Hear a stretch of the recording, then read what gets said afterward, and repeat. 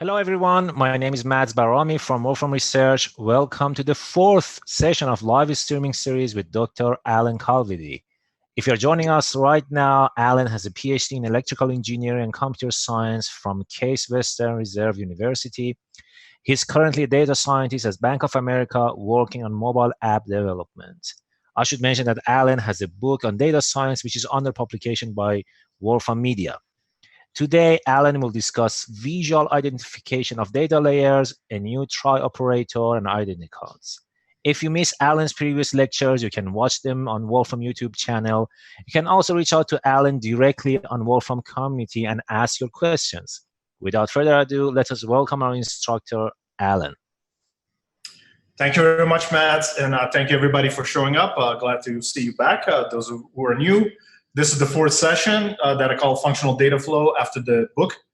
In the first three sessions, they were essentially devoted to one topic, which was it was called the FICO Explainable Machine Learning Competition. And we thought that was going to only take like 1 hour, but basically we had to triple the length of that. As a result, I just wanted to lay back here. We have many more of those similar types of projects that we can certainly show in the future. But I thought I'd step back in this one and see whether we can cover two very small examples, but much more in thorough detail in 1 hour. So the two topics that I've chosen is, for my own purposes, I had to re-implement a particular function that I actually discussed previously, and I'll give you examples of where I've used it. I've even discussed it in the sessions, and I'm certainly using it all over my book, and it's a very important function that I use in my day-to-day work, and in fact, I have to re-implement it in Python, which is, it's not an easy job to do. So I'll show you this new functional tree operator that takes a function as a parameter. That's the new twist on it, or the new feature. And then even more fun, this is a visual thing. I've created these flag identicons to tag different data layers. So before we get into the tree, let me just quickly explain the concept behind this so that people don't get lost, and then we'll go back to the tree here. So this is chapter 4 from my book called Project Index and Code Library. Most of this book is actually available. I'm going to share these notebooks on the Wolfram community. It has links to most the excerpts, which are individual notebooks. Every chapter is a Mathematica notebook, essentially. This happens to be like chapter 4 here. So this doesn't have all the chapters, but essentially most of them. And then, because they're drafts anyway, right? So, and then there's an appendix, which actually contains most of the code, including this tree that I'll show you in a second. There's a link to this particular notebook right here, and then there are sub-notebooks that I'll introduce throughout this session. So in this project index, what I'm showing in this chapter is essentially are how the main data behind the book is actually structured up, right? How many different layers there are, and we, just like packages, they're essentially using the file system to organize the data layers themselves. So when you think of folders and subfolders, the data is hierarchically arranged in terms of the structure. So there are so many layers. And in each chapter in the book, I don't use all of them, of course, right? So in some chapters, I use some of these layers and not others. And they can get really confusing, right? They can get, there are some that are time series types of data. Some of them are just data dictionaries. Some of them have just different properties on their own. So I thought, you know what? It would be really cool to have identicons. And by identicons, I hope that, that if you go to Stack Exchange or Stack Overflow, you will see that they're essentially visual hashes of an email address, right? So I thought, well, what if you could just take that concept and just generalize it so that you can take an entire path and give it a visual representation so that if two data layers share the same prefix, path prefix, you'll get essentially the same sort of part of the flag, essentially. This is why I'm calling it a flag prefix, right? So this is the motivation for that. And then at the end, I'm going to combine both of these concepts, and I'll show you how you can use this one essentially as a function inside of the trie, okay? All right, so let's just get into the trie component here. Let's see if I can find it here. Function trie study here. Okay, so let's go ahead with this. So if I'm going to show you let's see if I have this. The static graphics data tool is essentially Appendix A from my book. Inside that appendix, there are two functions called trie and keyTrie. And please go ahead and go to Wikipedia if you don't know what a trie is. It's essentially a tree data structure where you can spread out the information. It's not just concentrated at the nodes. Basically, the entire prefix essentially contains them. It's isomorphic to when you look at folders and subfolders, right? If you look at a path, essentially you have to name all the subfolders by the time you get down to the files, right? But this is also very useful in a sort of abstract way. You can do substring matching, and I'll explain why it's an efficient data storage and basically a data structure to enable that and let you do things much more rapidly. Essentially, the algorithm goes down by an order of magnitude in terms of the time complexity. And I'll explain that with an example. But basically, please feel free to go ahead and go into Wikipedia. We're not going to explain a lot of the background. However, I will include some links to books. Most of them are free, like Lothaire's Combinatorics and Words from 2004, Flageolet and Cedric, Analytic Combinatorics. That's also a free book. Some of them might just be available on, like Dan Gaskell's book, Algorithms of String. Please go to your library and check out some of these fantastic algorithms, which in some cases have been around since the 1970s. Okay. All right. So what a tree does is, the concept of the functional data is that you can, in one line or two lines, essentially compose queries at multiple levels to get something that's really useful. So here's an example. So we have here, and I've imported a lot of the stuff in memory ahead of time, okay? But let's say that we start with some minimal examples. Here's some data list, and essentially I'm just, taking a sort of, it's a list of lists where each one of the components can be the same or could be slightly different, right? So you can see here, this will be the prefix A.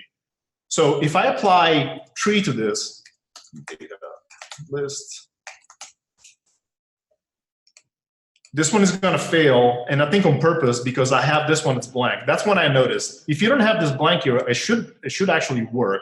And it has worked fine throughout my book in this form because I know that I would only pass as something that is not empty. Then when I added one that was empty, I noticed that this would fail. And essentially, this is why I came up with this new one. This one works. So this functional tree, you see what's happening here. It's essentially saying, structure each one of the prefixes as a nested association. So if it's in its functional tree now, how many keys are there? Well, there's the blank one for here. There's C because there is a C prefix, and none of the other elements have a C as the first element, right? So it's essentially generating recursively this data structure. So C only has one key here. A, of course, you can see that there are multiple lists or sublists really that start with A, right? This one, this one, this one. So you can see that essentially the key A, it gets factored out, and then you essentially take the rest of the list and put it down here, right? So essentially, how many sublists are there here that start with A and then have, let's say, B as the second element? There's a couple of them. This one, this one, this one, not this one, because this is A followed by C, right? So essentially, this one here gets mapped into A and then C, and then under C, there, of course, there's a last one that is A, and then of course the values you can pretty much put whatever you want in here, but it's sort of standard to put something like an empty list as a sort of like marker. Sometimes we put the $sign as sort of like a tail symbol here. Okay, so this was the motivation. One of the I would call this a technical motivation. I found some edge cases for which this failed, and I had to go implement this functional tree. But then there's another major motivation behind it, which was that tree did not accept any arguments, any functions. And there is here, the new version can take the blank one, which I just showed you, which is pretty much duplicates the functionality here, but also works on the edge case. But also I want to introduce a function where you can do statistics. And essentially in these statistics, you can essentially count them or take fractions, okay? So for example, let's see if I do something here. There's a function called a built-in function called counts, and if I insert that into here, I believe that this should work here. So counts essentially will tell me how many of each there are. Okay, so and then that gets moved and gets paired up with the original thing. So how many blank sort of like empty lists are there? One. How many lists are there that begin with A? There's 5 of them. 1, 2, 3, 4, and 5. Right. So this counts. By itself, what would happen? If I just do list by itself, of course, it would be very different, right? This is simply just counting the entire list. And there's only, for example, there's only one C. There are 2 of them that are called ABC. Are there?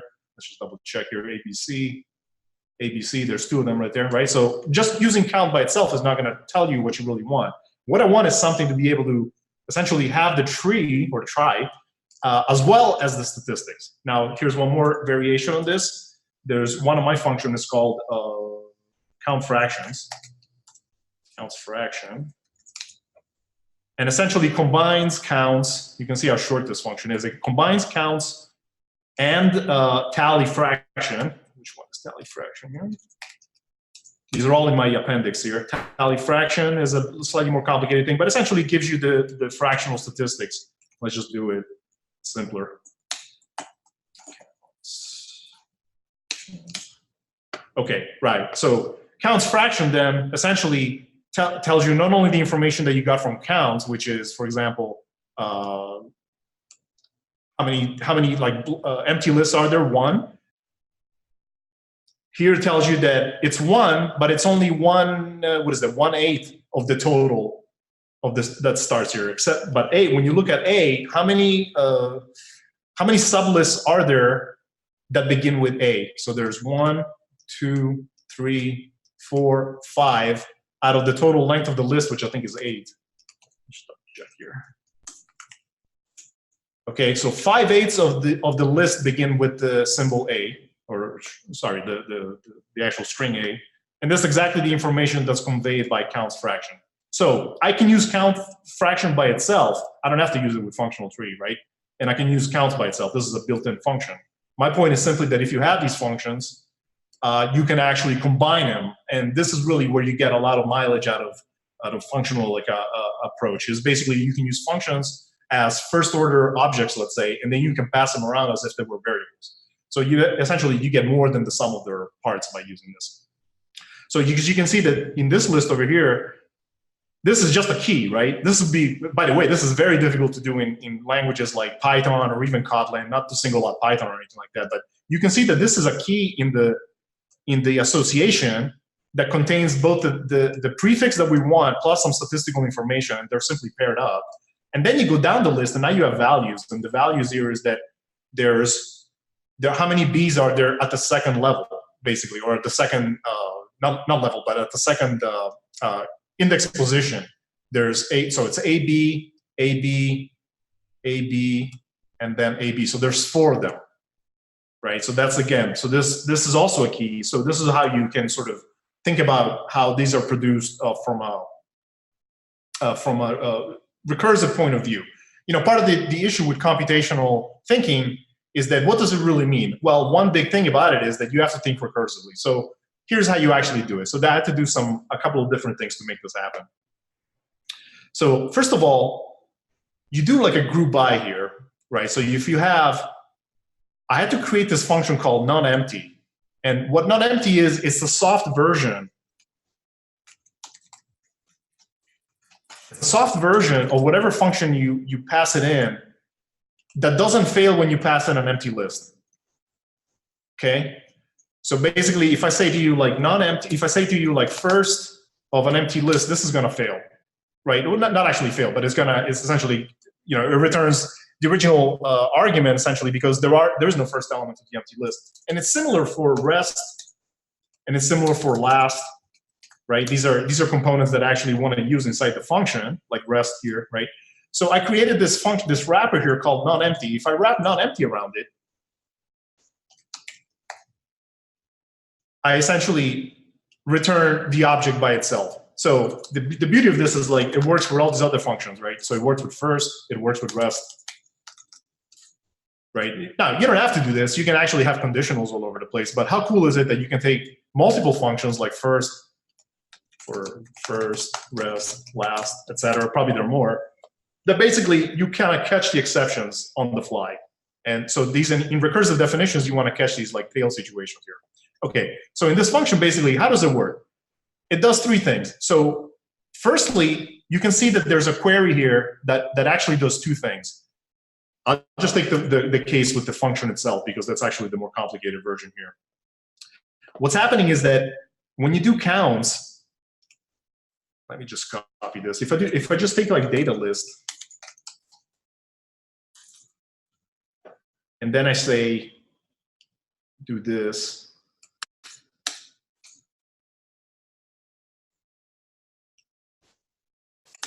Let me just take out that for a second. Oh, sorry, this has to be wrapped in query. Missing empty.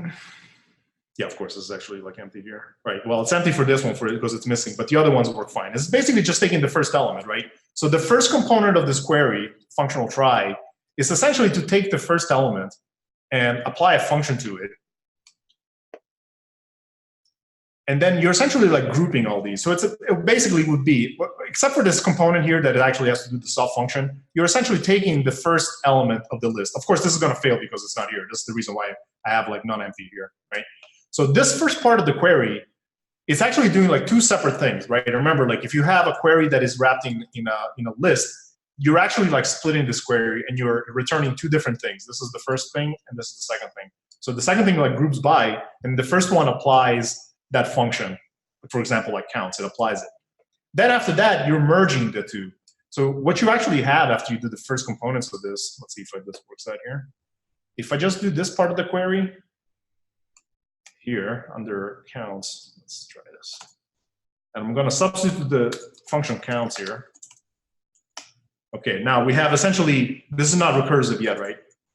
Okay, so here's what's happening. This is the first part of the query, and what it did was, it did the counts, but only for the first component if in case that it's empty, in case that it's not empty, excuse me. And then the second one actually does the group by. This is the standard group by that everybody like should know by now, right? So this is in a separate, so you can see that it returns two separate associations. This is the association where you're essentially doing the group by first, except that you're making a soft version of that. And then the first component is a separate association, but you notice that the keys are the same. And basically, if you have a key, this is a key here, this is a key C, this is a key A. So the keys in the first and second association should be the same.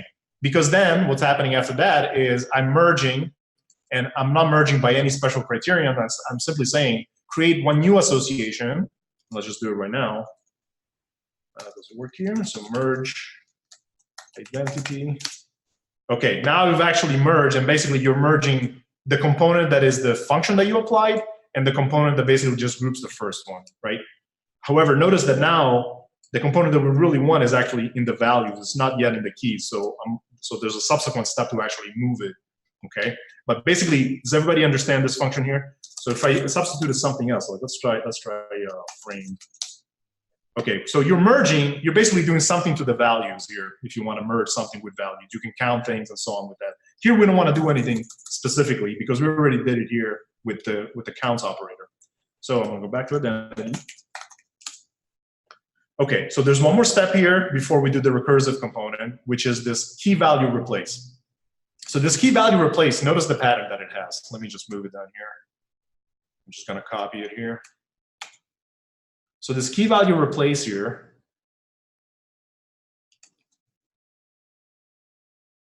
so this is a built-in function that I have that essentially takes a rule, and it doesn't work on associations, unfortunately. So you have to normalize the association, do the replace all with the rule, and then reform the association, okay? Mathematicians know this pattern. This is essentially conjugation, right? So basically you go down one arrow, you do what you need to do, and then you reverse the original arrow. So this normal essentially reverses it. So if let's say if I take a simple association here, like A goes to 1, B goes to 2, and then if I do KeyValue Replace, let's see what happens here. If I have a rule here, if I do, sorry, if I do here, I normalize it. I want to replace the rule.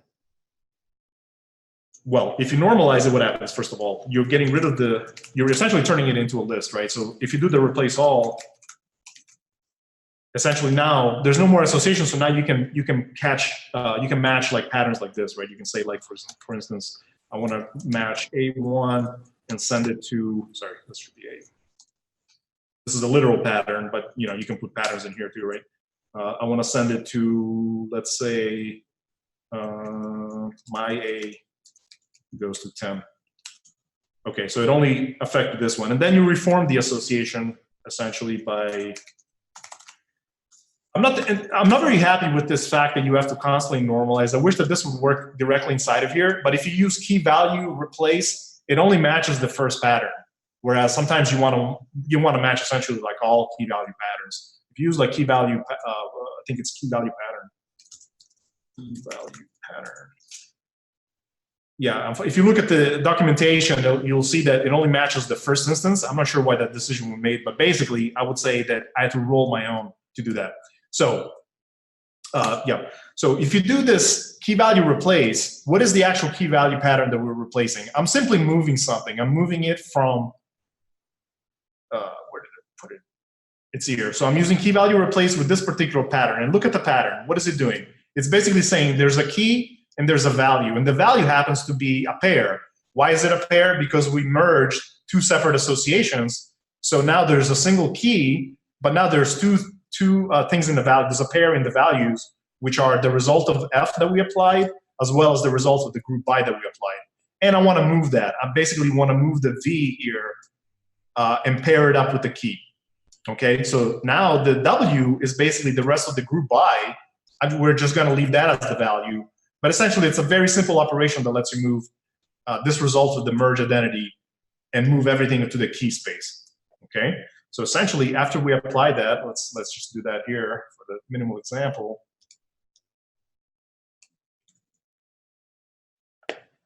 If you have, let's see, what did I try here? Merge, after the merge identity, let's just notice this pattern here, right? You have pairs everywhere, right? After we try this, we think that the ones should move upstream. Okay, you see how the ones and basically the counts, everything that we moved from counts used to be in values because of the merge identity, now is moved up in the keys. Why are we doing that? What's the motivation? Well, now you have these values that are essentially the rest of the expression that can be recursively passed on to the same query, which is functional tree, right? So now we're taking the rest of the expression and essentially recursing down on that. So that's why we have to move part of that up to the keys. So now you have, I know it's a little bit hard to read here. This took me like a couple of weekends to make this happen, but basically you can see that there's a query that actually is saying essentially for all of the results, so for all of these components here, do a query at one level down. Okay, so for example, let's just try like some components here. So you have query, all, and again, I always suggest people use things like frame to tell you where the part of the query is operating on. Now we're essentially going to recurse down by basically presenting the query down here. So, and then I'm going to use NonEmpty rest again because I don't want to play around with the. I don't want to handle all the exceptions here, right? So by doing this, what does it do? Okay, so now you can see that essentially took the rest because we don't want the A. A has already been factored out, right? So now the NonEmpty rest essentially leaves these as is. But if there is a non-empty set of lists, now we can call functional tree again, or functional trie. Now I have a special pattern here because when you get into like empty repeated lists, you should essentially map it to an empty list and end the recursion. But if not, then you call this functional trie list again and make sure that you pass the same function as before. Okay, I think that's gives you everybody like an idea about where to go with this. So let's just go to some application of this. So the standard application is in suffix trees, right? So if you want to do substring matching, this is closely related to a concept called the Burroughs-Wheeler transform. You take a string like Mississippi and you want to match some substring on it. The naive version of that is like if I want to match, for example, like does the substring SIF, is that in Mississippi or not? Well, how do you do this? Well, I mean, the naive version is you look at every pair to see if they match up, and essentially that's a quadratic algorithm. By first creating this suffix tree, though, you can turn that into a linear time algorithm. So this is what we do. We take the Mississippi. This will be your document essentially, the longer string. You split it up into characters. I hope that everybody knows what this is essentially. This is just takes this, and then you do a nest list to rotate it. And rotate it essentially just gives you this the square with like all the different like rotations possible up to the length of the string, and then you just wrap it in data set just because it looks a little bit nicer. So this is all the Mississippi rotation, right? This is not yet the suffix tree or trie. Now we're going to create the suffix trie using a basic functional trie. So there's no function inside of here, okay? Just a trie. So if it's just the Mississippi run by itself, this is without the data set. So again, it's all the rotations. So now by using this, oops, I don't think we want this. We want the function trie. Okay, what is this created? Again, it's cute. The output of this is going to be a nested association, and this allows you to essentially match this in a linear time. This is how it works. You take something like SIP. This is what you want to match it against. Now, if I were to take SIP, now I have to just slightly pre-process it because, oops, sorry. If I'm taking SIP characters, essentially I'm just breaking it down. And then apply sequence essentially is the same thing as saying S-I-P, okay? That's what apply sequence does. But how does it really work? Well, this is an association, right? So now S is a key. So if I get S, this tells you that there are two places where the start with S, this is a little bit hard to read actually, because I can't tell whether this is a, let's see how many, let's see the length of this. So okay, there's two, so actually, let's see here. So if I ask for keys, oops, sorry. S and I. So it's matching two things that are called S here. So there are two places somehow that are top level that have an S as the top level key. Okay, and so now I can just keep going down and iterate it. So if I want to match the I branch, you're just essentially going down the branches, essentially by spelling it out. And it's basically the same thing as essentially applying this SIP. Just show you one more time. So by returning something, this essentially shows you that this is the substring of the Mississippi, right? And it's very fast to do it that way. Now, if you have a substring that doesn't match, this will essentially return a missing object here. So that will tell you that it applies or not. And you can, there are many variations on this. Now, here's what happens when you create, when you actually pass. I can do that try, and that would be the basic standard concept in that function. But I can actually do, let's say, counts fraction. Now, of course, there's so much information here that I'm just going to nice it up a little bit. I'm creating this query. The query is just going to go down. And then if I do frame, oops, framed. Right? This is where the next part of the query is. I'm just taking the values here because I just want to get rid of some stuff. And then I'm putting panel frame. Let's just put frame on here. Right? Okay, so now this is the same try as before, as you see up here, but now you have some statistical information. Now, the application for this doesn't really come necessarily from string, what's called stringology, which is doing this fast matching problem. It comes from a problem in my current work, which is you have these user flows, meaning you have an application and you go to multiple screens, and then you have logs of these. And essentially, you want to tabulate what are the most common flows through the application. Well, you can basically do this, right? These letters essentially would spell out the screen. So you would go from home screen to check my balance to do some banking transfer. These are just letters in a string, essentially. You can think of them as that. And by saving this, you can essentially have a very compact sort of data structure for the entire log. But also you can associate with that essentially some statistical information. For example, you can rank order which one are the most common flows because you have here not only the actual number of them, but you can also have some frequencies associated with them. Okay, so I think that's basically it for these functions here. Those operate on lists, and let me just point out that it's not going to work for arbitrary functions because arbitrary functions don't generate. If I just do this, it's going to fail knowingly that. Maybe I should catch that. But basically, you need to pass something like an association map. Association map. Because only an association map will generate a sort of another association that's keyed with the same keys as the original prefixes, right? Because what happens there then that can be merged. Remember, like when you're passing a function, there's actually two branches. One of them is like the group by, and then the second one is what you're actually the function that you want to operate.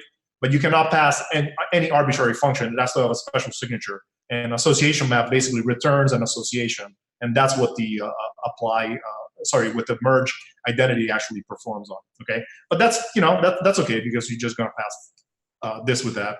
So yeah. So now these operated on lists, and in my original notebook, this is where I use it. Let me just show you an example of how I use it. I probably discussed this in the first session or two, but basically there's a key try version, and I use that in a function called file walk. File names walk.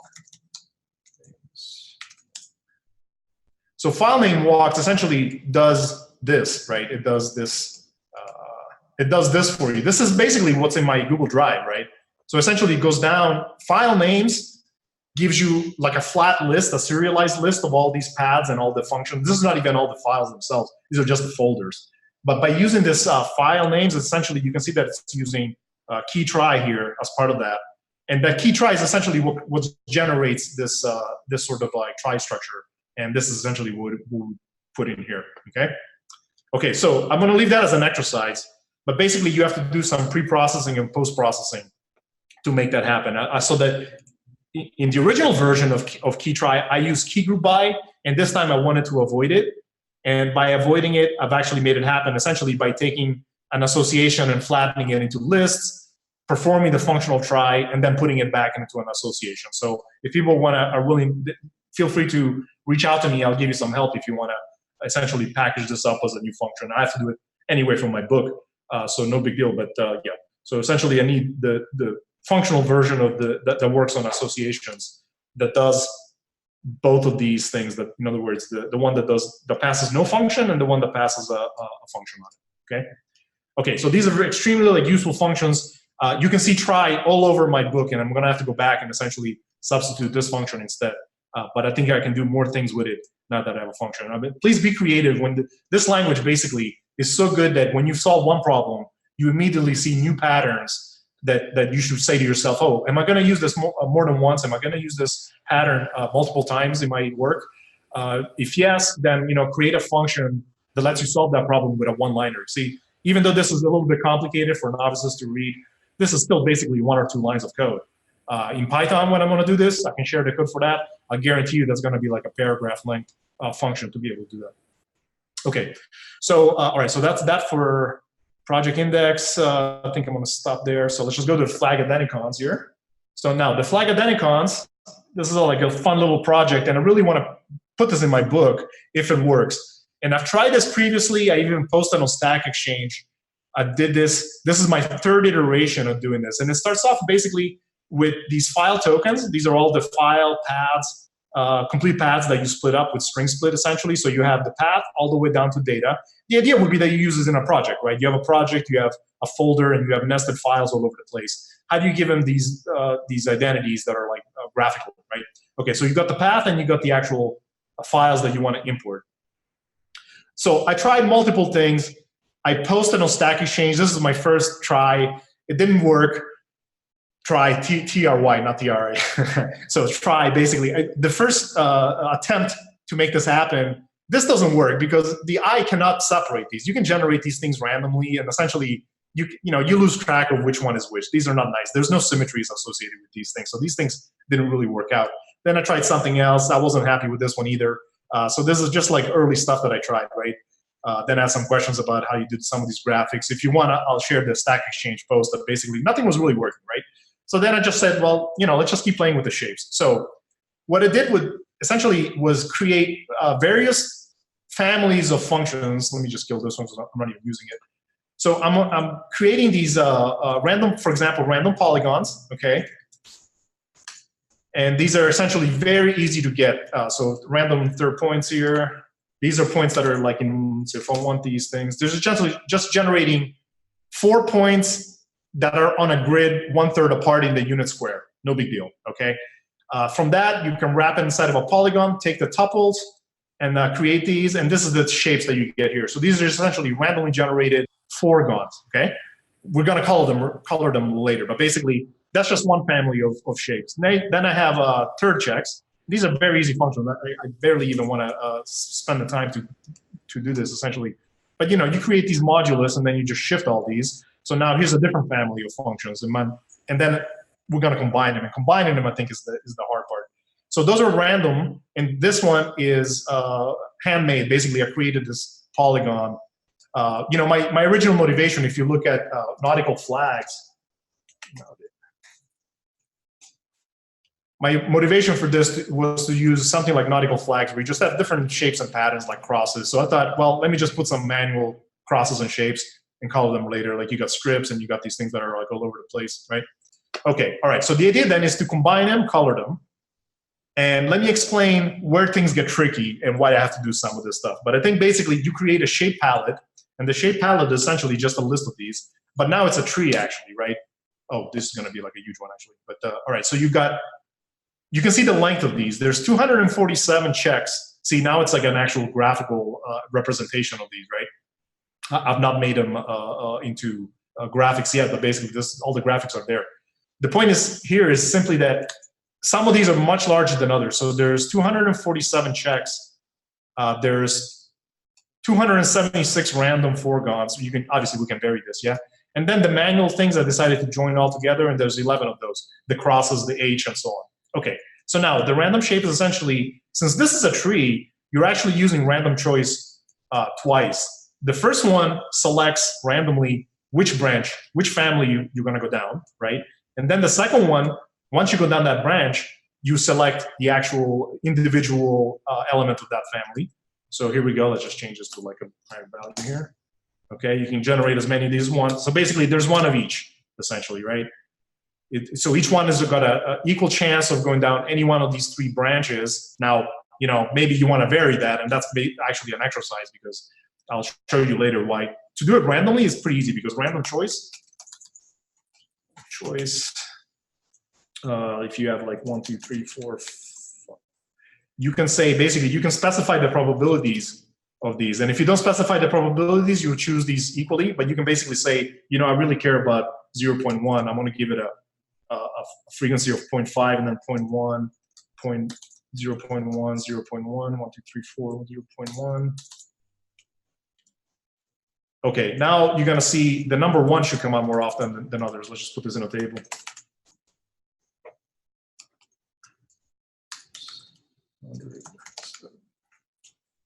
Okay, you can see that the number 1 gets selected much more often than others. This works fine if you're doing random selection, but we're actually going to be hashing. Remember, the identicons are not random. They actually get determined by a particular, well, the path, right? The actual path to the file. So here's some random ones, and basically this is how it works. I'm going to create a strip, and the strip consists of, this is just my design. It consists of 4 things, but actually there's 2, essentially, if these are the elements, I select 2 elements, stack them up, and then I flip them to create some symmetry, okay? So the random flag then, if I create a random flag that is, let's see here, the random flag then, this n is the length of it. So if I create a length of length 1, it's actually a single strip, okay? So I can create random ones of those. If I do a table, I'll create 100 of these, right? So each one of them, this is a single strip, and it's meant to be associated with a single path component. Right? Does everybody like follows what I'm trying to do here? Basically, it's right. So basically, if you just say this, I'm going to associate this with dictionaries, and then when you go up here, each one of these is going to have a different strip. So then, if you have path 2, a flag of length 2, you're simply going to have 2 and so on, right? But the ones that are dictionaries are going to be the same, essentially, right? Okay, so there we go. So I've created some flags of different lengths, and how deep are these paths? Well, you go 1, actually here, let's start with this one. So you go 1, this is the index here, so you got 1, 2, 3, 4, 5, 6, and that's not even the data, right? The files themselves are 1 level deeper. I'm not even showing them because there's hundreds of them. But you know, something like length 8 would be a good representation. 10 maybe, you know, it all depends. But basically, I would say that this is a reasonable sort of project folder to have something that is like 10 levels deep. You know, you're probably not going to go much longer than that. Okay, now how do we generate the hash codes? All right, so basically this is another, I'm going to take the shape palette, and I'm going to essentially create a sort of, if the hash code, basically, you know, if I do a hash is simply, you're taking a string, and I'm going to hash it, hash to MD5 is 1 space.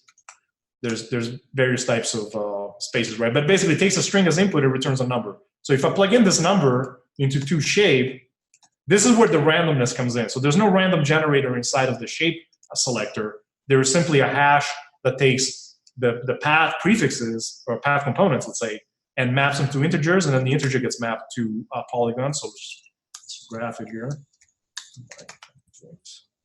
Right, okay, now this is before the colors or anything. This is just the shape itself, right? So how does that work? Well, you have this is a query. The reason it's a query is because it's not flat, right? So if you have the data set shape palette, I can say, let's see here. Oh, sorry, they're not keyed in. Basically, there's length, right? There's 3 of them, and if I go to all length, remember there's 247 in the first. I could have named them basically, right? I could have created an association, but I didn't. So there's just simply, here's the 247 checks, 276 random polygons, and 11 crosses and H's. So what this does when I do a data set, I can easily go down and create this query down here. So what does this do? I need this length because I'm going to use modular arithmetic to make this happen. So if I don't do length, let me just do something else. See, it's difficult to do this without showing the actual result, and there's a lot of them. Let me just do head here. Just 3 lists. So basically, by doing that, this is a pattern I use often. When you do this, you're essentially, again, this is a query that has 2 branches. One branch basically gives you the length. The identity branch is basically the entire shape palette itself, right? Why would I do that for? Because now I can do something like this. I can say replace, and then you see the pattern matches length and the data, right? And then the query itself is this modular arithmetic. The modular arithmetic has to know what the length is in order to be able to just essentially go down. So I'll take this, and I know that the length is 3, right? There's 3 elements in the shape palette.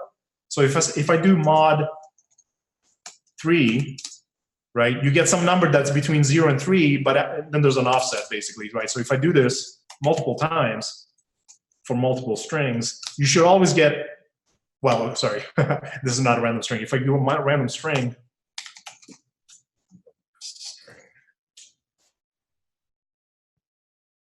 why did that happen?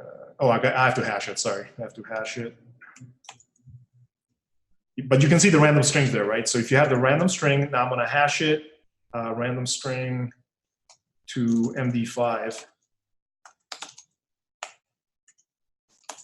Okay, all these numbers are between 1, 2, and 3. In other words, they're going to go down and they're going to select the branch, right? So I have to know what the length is at both levels, at both the top level of the shape palette, but also the lengths of the individual families of shapes. So I actually run this query twice. So at first, so essentially, here, like I said, like you take this random, this could be, let's just say dictionary, right? Dictionaries. Right, this will return something, but now I have to somehow take this and map it to one of the 3 family shapes, right? This stands for this is the randomizer essentially. So once I do that, I can still reuse the fact that this is still a data set, right? It starts off with data set, do this query, basically go down that branch, and do the same query essentially again. I could have factored this out, but basically you're doing that again, and now you're sub-selecting. So it does exactly what the pattern with the random choice, right? Remember, random choice, you have to do this twice. Once to select a family, and then once to select the specific element of that family.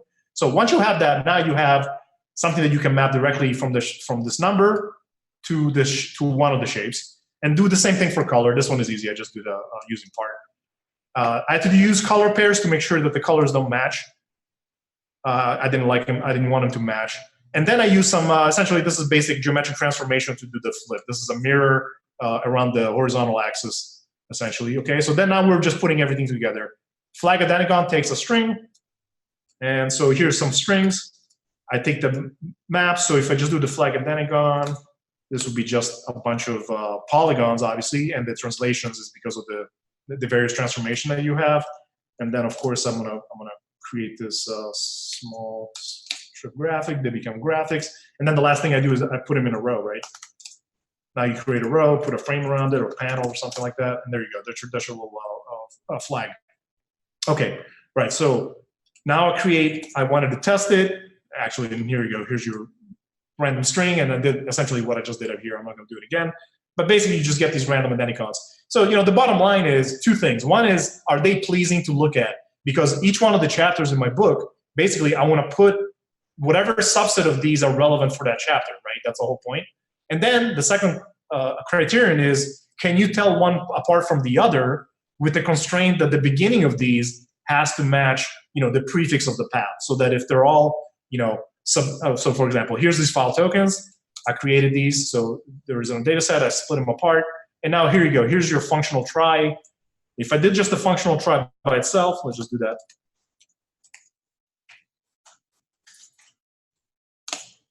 So what you're doing is you're taking this set of file tokens and you're creating. Let's just normalize this. And again, you're just essentially creating this trie that is split by these prefixes, right? Okay, so now you can index down. So for example, if I wanted to go down functional trie, let's see, submission, right? Now you see all the components here. Now you have, I can go down, let's say my data, and so on, right? You can just basically just index and go down that. But by adding this, what are we actually adding here? We're actually adding, right? Remember, I can just do, what happened to my mouse? If I do an association map, so association map, right? If I just do this is no big deal, right? It just basically like copies this over. So now, but what this tells you is that this is what we're passing on to the identicon components, yeah? So the identicon components, oops, I have this twice, is essentially just doing what I just said before, which is just you creating this flag identicon, you're converting it to a graphic, and then you're just putting like a flame around it. Now, this is only showing it for each individual component. So everywhere in my book that I have that I'm talking about dictionaries, you will have this at the beginning of this. So this is basically just, I'm not going to do this. This is just to show you that it's every one of the components has a particular signature. So basically, the ones that are going to be reusable then are down below. So I hope I have it here, file tokens. Yeah, so finally, this is actually what it's going to look like, right? So we're going to do an association map. Here's the query. Alan, just a quick comment. There is one question. If you could address that question, that would sure, be go great. ahead. Yep, go ahead. I guess you could in the chat. They mentioned that it's very expressive, but how is the performance on billions of data points? Well, okay, so that's up to the user to actually do. I don't intend to do this for individual data points. So when you look at my chapter again, so what I did here was essentially the purpose of this was to put some of these things at the top of each chapter, right? So I'm not going to use, I don't see for this particular graphics, I don't actually do the hundreds of different data files. So underneath each one of these folders and subfolders, there are actually hundreds of files because there were, each one of the experiment itself was that you have visits, and each visit is like has several files associated with it. So really, when you look at this data set, I'm just showing you the folders and subfolders, and that's really all I care about. So you can always take this and strip it of like the last thing, right? So actually, let's just do it. If you take file tokens, I can just take this and just take most, right? If I just do like all and then most. See what I did? So now of course, these are just lists, right? So I can still do the file trie after this, right? So if I do func trie,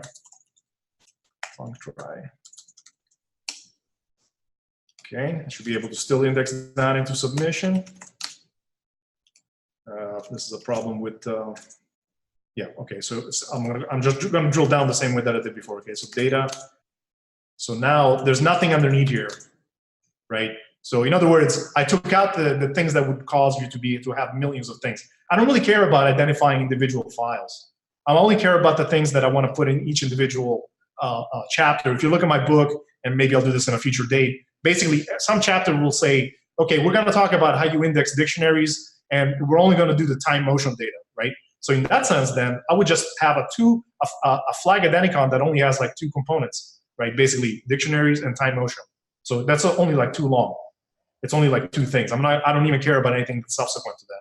So certainly I would not create millions of points or millions of flags for each individual file, because what's the point? You don't really care about the individual files, but the folders and subfolders presumably do give you some information that you want to distinguish between them. Okay, so basically I would just use this trick here, which is just, just chop off the end of these things and don't consider it. Here there's files, but in my book, and hopefully maybe we should do this one of the subsequent coding sessions soon, is basically I'll show you some of how I intend to use this in my book. But basically that's the answer. Like I'm not going to do it for every single file or even every single subfolder, but just the things that I'm interested in. Right? Okay, so just a couple of final words. By the way, this is experimental. This doesn't mean that I've actually solved the problem. I'm going to post this on Stack Exchange to see what people think, because again, what's the ultimate goal is you want to have things that look okay, And then where you can see if you concentrate on the first strip here of the flag, that's associated with submission, right? That's really what I'm after, is that, okay, here's this flag that happens to be unique, but I know that every time I see this kind of red and black component here, I know immediately that I'm talking about submission, regardless of what's after it, and so on.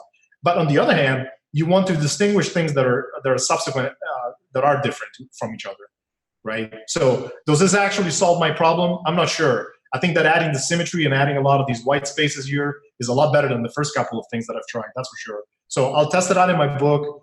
I've had a couple of comments before I even tried this project to make the book more sort of like visual. And I thought, yeah, this is great. Why just add these like names all over the place? People don't even, unless you come from the background where you care about my specific project that I've discussed in the book, you don't really care about any of these things, really, right? So this actually substituting these for, copy of epic 1 grams and typos analysis and pre-post logs, I think it will make it a lot easier as an index for people to kind of browse through and sort of like feel an affiliation with the different data layers. So it's experimental, doesn't mean it actually works. Can you tell them apart and so on? That's kind of, cognitive science can sort of answer that. But by no means do I want these things to be tagged to millions of different files. Just like you have, when you have your identicon on Stack Exchange, for instance, okay, if I go to Mathematica Stack Exchange, if you look at, let's see, the users, it's not as if every post that they generate has a different identicon, right? This is what really gives you the identity. But if I go under KGuler, it's the same thing that he has, like in every one of his posts, it's the same identicon. So, you're associating it with him, not with each individual post. So it's same concept, basically, same concept. Okay, I think we're about 10 minutes in, so are there any other questions? Because I'd like to wrap up. This is basically all the so far, let me check. No, that was the only question so far. Okay, that sounds pretty good. Let me just show you just a couple of utility functions here. If you have data set, I want to show you that sometimes, Mathematica, just like all software, is a work in progress.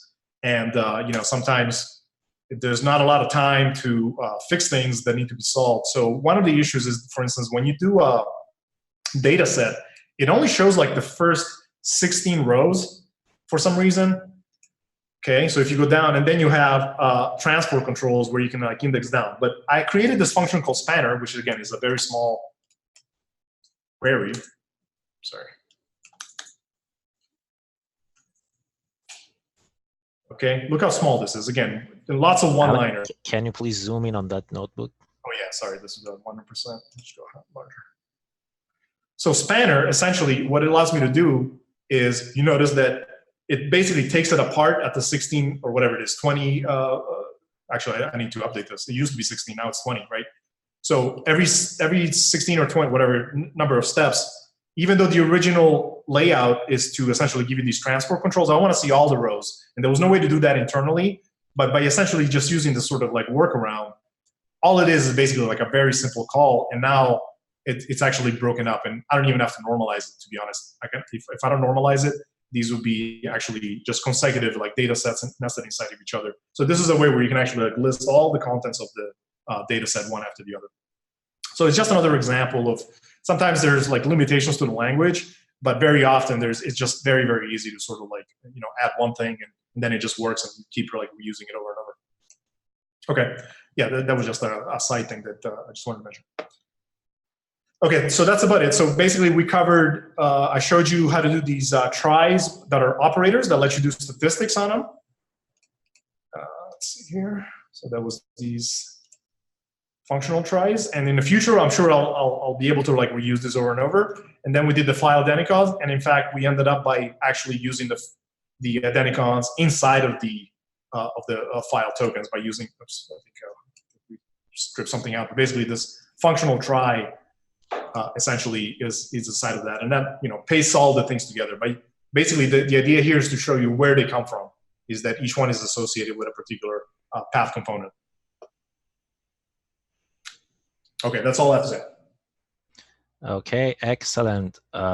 Since there is no question, I think that's a very good point to wrap up today's session. You were watching the fourth live streaming session with Dr. Alan Calvitti, who discussed about, sorry, who discussed about visual identification of data layers. You can follow us on Wolfram YouTube channel. You can also reach out to Alan directly through Wolfram community. Thanks for watching. Have a good one. Thank you very much, everybody.